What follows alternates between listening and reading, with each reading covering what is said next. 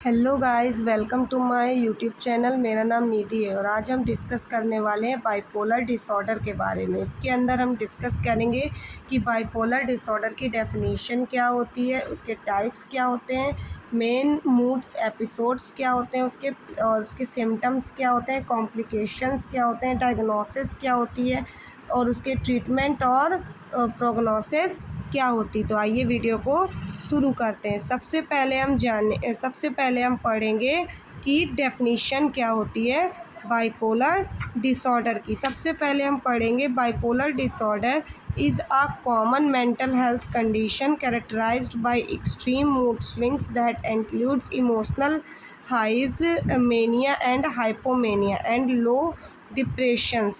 These mood episodes are more intense and longer lasting than normal mood changes and can significantly affect daily lives या फिर relationship and work.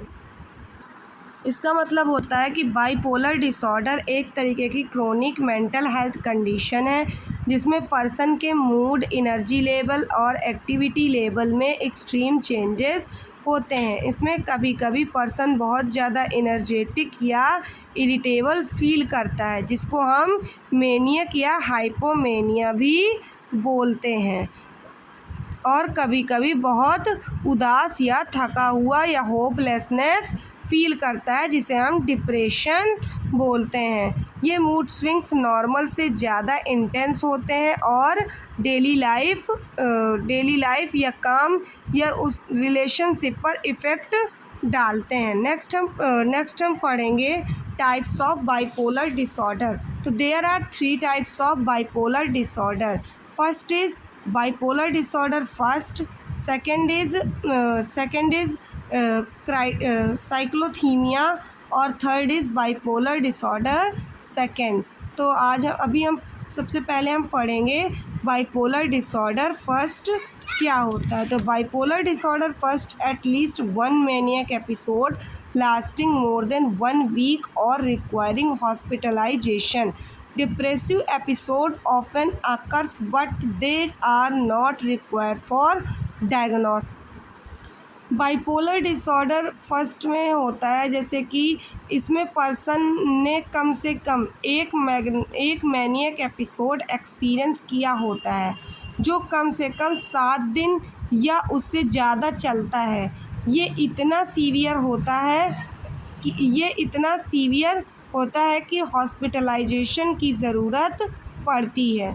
ठीक है, इसके अगर हम mood episodes देखें तो मूड एपिसोड में पहला हम देखेंगे मेनियक एपिसोड्स इसको कितने आए हैं। तो इसमें पेशेंट बहुत ज़्यादा एनर्जेटिक फील करेगा, बहुत ज़्यादा खुश रहेगा या गुस्सा करेगा या फिर इम्पल्सिव डिसीजंस लेगा। या अगर डिप्रेसिव एपिसोड्स अगर हम इसके देखें तो इसमें पेशेंट बहुत ज़्यादा उदासी फील करेगा, होपलेसनेस फील करेगा और एनर्जी लॉस फील करेगा। यानी हमेशा प्रेजेंट होता है पर अक्सर होता है, यानी कि एक हफ्ते तक बिना नींद के बहुत ही ज़्यादा काम करता, मतलब लगातार काम करता जा रहा है, लेकिन और बहुत ज़्यादा अननेसेसरी पैसे भी खर्च कर रहा है, लेकिन अनयूजुअल रिस्की काम ही करेगा। ठीक है, बाइपोलर डिसऑर्डर सेकंड का मतलब, बाइपोलर सेकंड को पढ़ते हैं। इसमें एटलीस्ट 1 हाइपोमैनिक एपिसोड्स होते हैं, less than severe mania at least more than 4 days and at least 1 major depressive episodes, no history of full manic episode. यानी इसमें पर्सन को हाइपोमैनियक एपिसोड और मोजर डिप्रेसिव एपिसोड्स होते हैं। इसके मूड एपिसोड्स क्या क्या होते हैं, जैसे हाइपोमेनिया में एनर्जी इंक्रीज होती है पर इतनी एक्सट्रीम नहीं होती कि हॉस्पिटल की ज़रूरत पड़े। इसके डिप्रेशन कितना होता है, ज़्यादा इंटेंस होता है और काफ़ी दिनों तक रहता है। यानी अगर दोनों में अंतर देखा जाए फर्स्ट और सेकंड में, तो बाइपोलर सेकंड में फुल मेनिया नहीं होता है, सिर्फ हाइपोमेनिया होता है। यानी कि अगर एग्ज़ाम्पल देखें तो 4 दिन तक अनयूजुअली एनर्जेटिक और पॉजिटिव रहने के बाद काफ़ी हफ्तों तक उदास रहना। नेक्स्ट हम पढ़ेंगे इसका थर्ड टाइप क्या है? साइक्लोथीमिक डिसऑर्डर। साइक्लोथीमिक डिसऑर्डर के अंदर हम पढ़ेंगे chronic fluctuating between mild hypomanic symptoms and mild depressive symptoms and last से मोर देन 2 ईयर या more than 1 year in children adolescents, यानी symptom never meet full criteria for mania, hypomania and major depression, यानी कि इसमें कम से कम 2 साल या children's में 1 साल तक माइल्ड हाइपोमेनिक सिम्टम्स और माइल्ड डिप्रेसिव सिम्टम्स होते हैं जो कंटिन्यू रहते हैं पर कभी भी फुल मेनिया या मोजर डिप्रेशन के क्राइटेरिया मीट नहीं करते हैं। यानी कि एग्ज़ाम्पल देखें हम तो कभी थोड़ा एनर्जेटिक और कॉन्फिडेंस फील करना और कभी हल्का उदास, लेकिन दोनों एक्सट्रीम लेवल तक नहीं रहते हैं। नेक्स्ट हम पढ़ेंगे अदर स्पेशलाइज्ड या अनस्पेशलाइज्ड बाइपोलर डिसऑर्डर।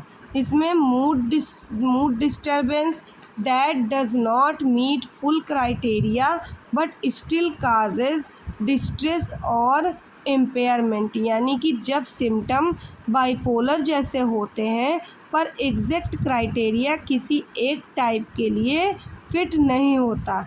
यानी कि एग्ज़ाम्पल देखें हम, मूड स्विंग्स का पैटर्न अनयूजुअल हो या एपिसोड ड्यूरेशन छोटा या बड़ा हो। ठीक है, जैसे कि इसमें देखिए आपके दोनों टाइप के डिसऑर्डर्स बांटे गए हैं चारों टाइप के डिसऑर्डर्स इसमें शो हुए हैं।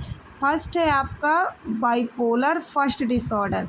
इसमें characterized by at least 1 manic episode इसमें आ रहा है। बाइपोलर सेकंड डिसऑर्डर में इसमें ज़्यादातर, यानी मेजर का मतलब क्या होता है? ज़्यादा आपको एक या एक से ज़्यादा आपको डिप्रेसिव एपिसोड्स आ रहे हैं, बट आपको किसके साथ? हाइपोमेनिया साथ, यानी पूरी तरह से मेनिया नहीं, हाइपोमेनिया की कंडीशंस यहाँ पे बताई जा रही हैं।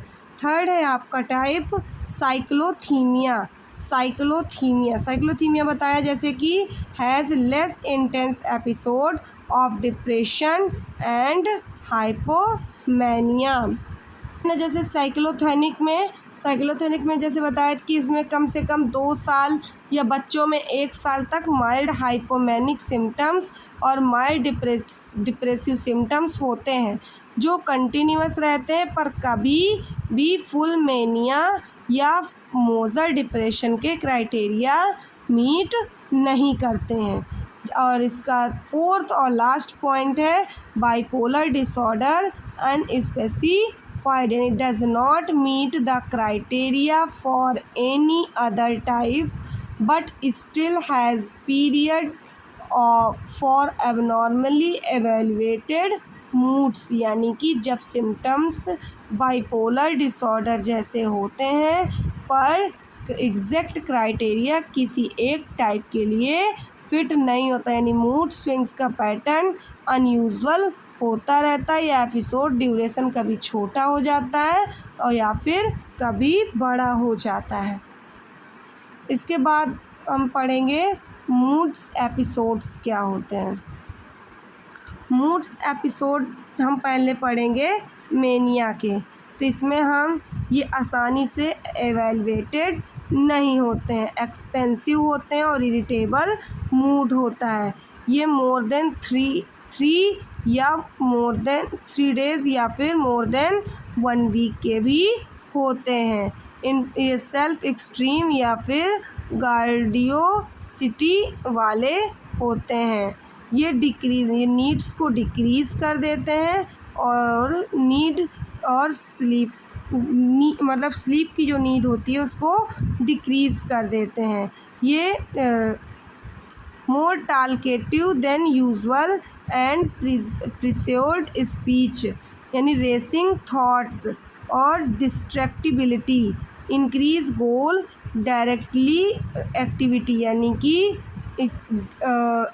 जो गोल डायरेक्टेड एक्टिविटीज़ होती हैं उनको इंक्रीज़ कर, इसका रिस्की बिहेवियर होता है, जैसे स्पेंडिंग स्पेयर्स या रेकलेस या फिर ड्राइविंग या फिर severe enough to impair functioning and require hospitalization. इसमें हमें हॉस्पिटल की नीड, हॉस्पिटलाइजेशन होने की नीड होती है। सेकंड है हमारा हाइपोमेनिया। हाइपोमेनिया में हमारे सिमिलर सिम्टम्स होते हैं मैनिया से, लेकिन ये सीवियर ज़्यादा नहीं होता। ये at last more than 4 consecutive days के लिए माना जाता है। ऐसे नोटिसेबल चेंजेस क्या क्या होते हैं इसके, इस functioning but not marked impairment और हॉस्पिटलाइजेशन। नेक्स्ट पॉइंट है हमारा डिप्रेशन। डिप्रेशन के अंदर क्या क्या होता है, low mood, loss of interest, pleasure, या most of the day, nearly every day, यानी कि आपका मूड लो रहेगा, आपको किसी काम को करने में इंटरेस्ट नहीं आएगा, आपको जिस एक्टिविटी को करने में पहले इंजॉयबल या प्लेज़र फील होता था अब उसमें कोई भी प्लेज़र फील नहीं होगा। अदर सिम्टम्स क्या है इसके वेट और एपेटाइट चेंजेस भी आएंगे। इंसोमिया यानी नींद नहीं आना या तो फिर ज़रूरत से ज़्यादा सोना। हाइपर इंसोमिया का मतलब होता है ज़रूरत से ज़्यादा सोना। फटिग की कंडीशन दिखाई देगी। फीलिंग ऑफ वर्थलेसनेस और गिल्ट। गिल्ट का मतलब खुद को अपराधी जैसा समझना।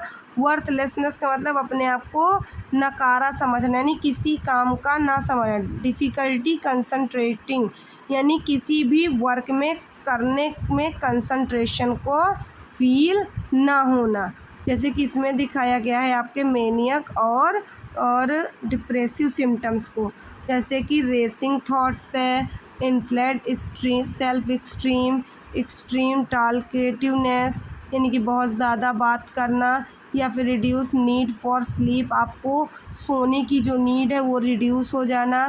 फीलिंग फॉर यूफोरिया, या फिर रिस्की बिहेवियर हो जाना। और डिप्रेसिव के अंदर परसिस्टेंट लो मूड अच्छा ना रहना, थका हुआ फील करना यानी लो एनर्जेटिक रहना, loss of interest in activities, lack of concentration, या फिर कंट्रोलेबल क्राइंग यानी लगातार रोते रहना, स्लीप एंड एपेटाइट प्रॉब्लम्स।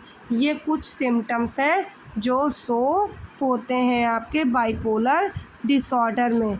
इसके कॉजेज़ क्या क्या होते हैं, तो आइए पढ़ते हैं causes and risk factors of bipolar disorder.